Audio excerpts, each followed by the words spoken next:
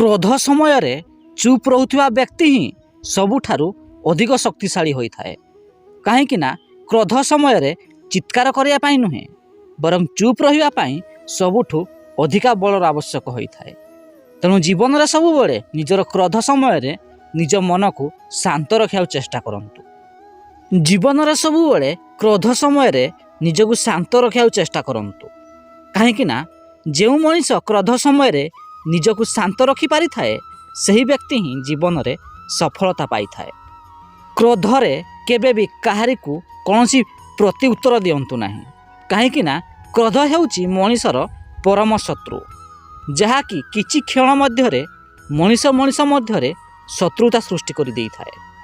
लोक माने कौन कहिबे एसबु चिंता करुवा लोक माने केबे भी जीवन में आगको बढ़ी पारि न थांती। तेणु जीवन में केबे भी अन्य मानकर कथा को ध्यान दियंतु नाही।